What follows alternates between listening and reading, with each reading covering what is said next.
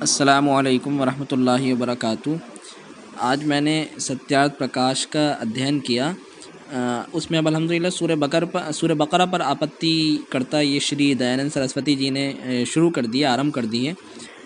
اب اس میں انہوں نے آپتی جو کی ہے وہ میں ابھی بتاؤں گا، لیکن ان کا آپ ترجمہ دیکھیں، جن آیات کا یہ ترجمہ کرتے ہیں، بڑا ہی ٹٹیرا اور ڈیرا بستی کی طرح انہوں نے ترجمہ کیا ہے۔ اب آپ دیکھیں کہ اس چیز کو جو ہم نے دیے خرچ کرتے ہیں، وہ لوگ جو اس کتاب پر ایمان لاتے ہیں، جو رکھتے ہیں کیا رکھتے ہیں بھائی، یہ عجیب سا انہوں نے ترجمہ کیا ہے۔ تو پہلی آپتی انہوں نے یہ کی کہ اللہ تعالیٰ نے اپنی کتاب کی خود تعریف کری ہے کہ اس میں کوئی شک نہیں، تو کیا اللہ کو یہ شعبہ دیتا ہے کہ وہ اپنی کتاب کی خود تعریف کرے؟ پھر قرآن میں ھدی للمتقین، یہ متقیوں کے لیے ہدایت ہے۔ تو آپتی کرتا نے آپتی کی کہ اگر یہ متقیوں کے لیے ہدایت ہے، جو پہلے سے ہدایت ہے اس کے لیے ہدایت ہے، یعنی جو ہدایت پر نہیں ہے اس کو یہ کتاب ہدایت نہیں دے سکتی، تو پھر تو نعوذ باللہ یہ کتاب بیکار ہے، کسی کام کی نہیں۔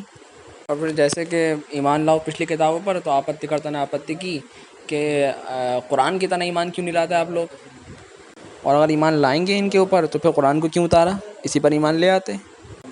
پھر سوئم ہی انہوں نے یہ بات کہی کہ اگر آپ لوگ یہ کہیں کہ بھائی قرآن میں زیادہ باتیں ہیں، تو اس کا مطلب یہ ہوا کہ نعوذ باللہ اللہ پچھلی کتابوں میں بات لکھنا بھول گیا تھا، اور اگر وہی چیزیں ہیں تو پھر یہ کتاب لکھنا ہی بیکار ہے، معاذ اللہ۔ پھر اللہ نے کہا اولئک علی ھدی من ربہم واولئک هم المفلحون، تو آپتی کرتا نے آپتی کی کہ یہی لوگ کامیاب ہیں کیا؟ جو لوگ عیسائی اور مسلمان نہیں ہیں، جو دیندار نہیں ہیں، کیا وہ ان کو نجات نہیں ملے گی؟ اور آپتی یہ کی کہ وہ عیسائی اور وہ مسلمان جو دیندار نہیں ہیں انہیں نجات مل جائے گی، اور جو دیندار ہیں، دوسرے جو دیندار ہیں دوسرے دھرم کے، انہیں نہیں ملے گی۔ واہ، یہ آپتی کی ہے انہوں نے۔ پھر اللہ نے جیسا کہا کہ میں نے کانوں پر دلوں پر مہریں لگا دیں، تو پھر یہ کہ جب اللہ نے مہر لگا دی تو اب ظاہر ہے کہ ان کا کوئی دوش نہیں ہے، اب وہ برے کام بھی کریں تو اللہ کی وجہ سے معاذ اللہ کر رہے ہیں وہ برے کام، اور یہ نعوذ باللہ اللہ کا دوش ہے یہ تو۔ اب بھائی آپتی کا جواب مولوی ثناء اللہ صاحب نے لکھا ہے کہ جہاں تک تعریف کی بات ہے تو تعریف تو وید نے اپنی اتنی کی ہے، آپ ہمارے اوپر انگلی اٹھانے سے پہلے اپنی طرف تو دیکھیں۔ اور اس پر انہوں نے 2 ادہرن بھی دیے، اور پھر یہ بات کہی کہ ھدی للمتقین، متقیوں کے لیے ہدایت ہے۔ تو اس پر انہوں نے آپتی ثناء اللہ صاحب نے یہ کہا کہ بھائی آپ نے ستیارتھ پرکاش میں ادھیائے نمبر 10 میں خود ہی لکھا ہے کہ ضدی اور انیائی کو جواب مت دیا کرو، تو ظاہر سی بات ہے کہ جب ایک آدمی برا ہے تو اسے تو ہدایت دی ہی نہیں جا سکتی، ہدایت تو وہی حاصل کرے گا جو نیک ہوگا۔ اللہ نے قرآن میں سورہ اسراء کی آیت نمبر 82 میں 82 میں کہا کہ ایک بھاگ میں پڑھ رہا ہوں کہ ظالموں کو ہانی اٹھانے سے کوئی فائدہ نہیں دیتا، اور ایمانداروں کے لیے، ایمان والوں کے لیے دیالوتا بنا کر اتارتے ہیں، یعنی قرآن کو۔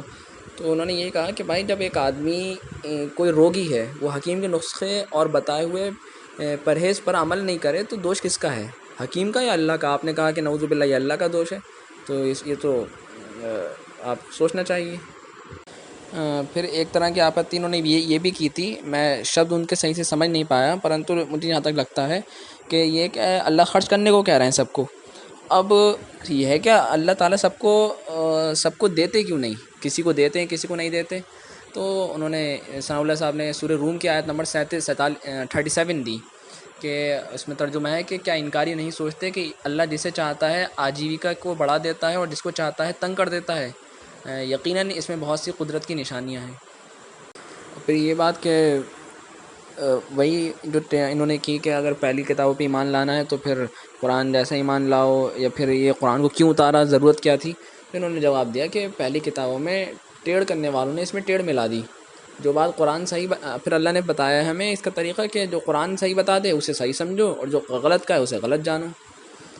ایک آپتی انہوں نے یہ بھی کی تھی کہ قیامت پر ایمان کیوں لائیں، تو انہوں نے یہ بتا رہے ہیں کہ قیامت پر ایمان کا ذکر اس لیے کیا ہے کہ جسے آگ کی سزا اور انعام کا وشواس ہوتا ہے وہی ستکرم کرتا ہے، اور وہی ویبچار سے بچتا ہے۔ جو نڈر ہو اسے کیا پڑی ہے کہ اپنے سر بلا دے۔ اور پھر وہی والی بات کہ کیا مسلمان اگر برا ہے تو کیا وہ بھی کہ اللہ تعالیٰ وہ بھی کامیاب ہے، وَأُولَٰئِکَ الْمُفْلِحُونَ؟ تو انہوں نے کہا کہ بھائی مسلمان، بھلا مسلمان جو اللہ کی ہدایت پر مانتا ہے وہی ہدایت پر ہے، وہی کامیاب ہے۔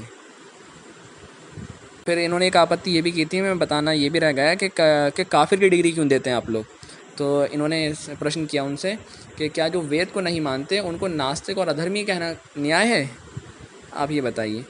اچھا، اب تک میں یہ ستار پرکاش پڑھ کے جو اس کا اتر ہے، یعنی کہ مولوی ثناء اللہ صاحب نے جو لکھا ہے، میں نے یہ دیکھا کہ انہوں نے ان کے جو آپتی ہے اس پر نا کوشچن مارک لگائے ہیں، یعنی کہ ان سے سوال کر لیا، جیسے کہ انہوں نے سوال کیا تھا کہ آپ کافر کی ڈگری کیوں دیتے ہیں، تو بجائے اس کے کہ یہ کافر کا مطلب سمجھاتے اور سمجھاتے وغیرہ وغیرہ، تو انہوں نے انہی سے پرشن کر لیا کہ بتائیے کہ جو لوگ وید کو نہیں مانتے آپ بھی تو انہیں ناستک و دھرمی کہتے ہیں، تو یہ کیسا صحیح ہے؟